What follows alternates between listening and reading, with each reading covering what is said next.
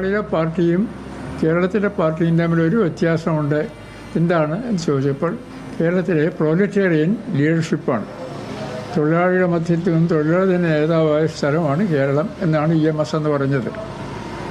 അദ്ദേഹം ആദ്യകാല പ്രവർത്തനത്തിലെല്ലാം അദ്ദേഹത്തിന് വളരെ സമർപ്പണം ഉണ്ടായിരുന്നു. തീർച്ചയായും തൊഴിലാളി വർഗത്തിന് ഭരണം കിട്ടണം എന്നെല്ലാം ആഗ്രഹിച്ചു പോകുന്നതാണ്.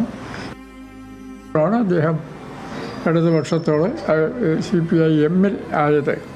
പിന്നീട് ഞാൻ അദ്ദേഹത്തെ അറിയുന്നത് ഞാനിവിടെ ഇലക്ഷൻ നിൽക്കുന്ന സന്ദർഭത്തിലാണ്.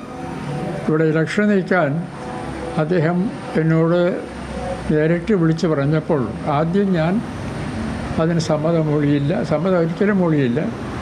പിന്നീട് അവസാനം വന്ന EMS വന്ന് പ്രത്യേകമായിട്ട് പറഞ്ഞു, ഞങ്ങൾ സാംസ്കാരിക നായകന്മാരെ നിർത്തുന്നുണ്ട്, തത്വാധിഷ്ഠിത രാഷ്ട്രീയമാണ്, അതുകൊണ്ട് സമുദായ സംഘടനകൾക്ക് ബന്ധമില്ലാത്ത ആളുകളെ മാത്രമേ നിർത്തുകയുള്ളൂ, വേറെ ഒന്നിലും നിർത്താൻ പറഞ്ഞാൽ നിന്നില്ല, അതുകൊണ്ട് മാസ്റ്റർ നിൽക്കണം എന്ന് പറഞ്ഞപ്പോഴാണ് ഞാൻ അങ്ങനെ അവിടെ ചെന്നപ്പോഴും അദ്ദേഹം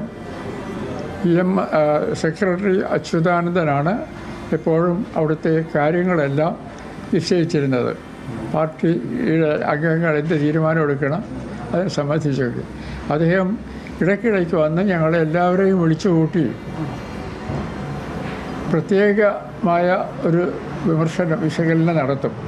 ഇന്നത് വേണം വരുന്നത്. അതിലൊക്കെ പലപ്പോഴും ബാലകൃഷ്ണപിള്ള തുടങ്ങിയവരെയൊക്കെ വിമർശിക്കുന്ന പ്രസംഗങ്ങളാണ്. ആശയപ്രധാനമായ പ്രസംഗങ്ങൾ അദ്ദേഹത്തിന് അസാധ്യമായിരുന്നു.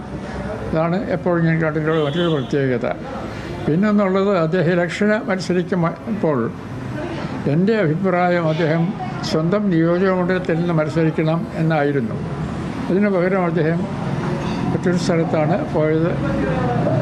ആ പ്രത്യേകത അതിനോട് ഞാൻ യോജിച്ചിരുന്നില്ല. ആദ്യം സ്വന്തം നിയോജകമണ്ഡലത്തിൽ നമ്മുടെ നിലപാടുറപ്പിച്ചിട്ട് മത്സരിക്കണം എന്നാണ് പറഞ്ഞത്.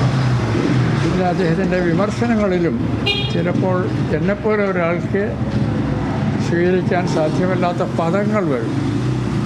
അതിനോട് ഞാൻ വിയോജിച്ചിരുന്നു. അത് അദ്ദേഹത്തോട് തന്നെ ഞാൻ പറഞ്ഞിരുന്നു. ഇതൊക്കെയാണ് എനിക്ക് അദ്ദേഹത്തെ പറ്റിയുള്ള ഇതെല്ലാം പറഞ്ഞാലും അദ്ദേഹം ആ തുടക്കം മുതൽ അവസാനം വരെ കമ്മ്യൂണിസ്റ്റ് പാർട്ടിയിലായിരുന്നു. വിഭജനമുണ്ടായപ്പോൾ മാർക്സിസ്റ്റ് പാർട്ടിയിലേക്ക് ഇടിഞ്ഞു വന്നു. അങ്ങനെയാണ് ഈ ചെറുപ്പത്തിൽ അദ്ദേഹത്തെ പറ്റിയുള്ള ഓർമ്മകൾ.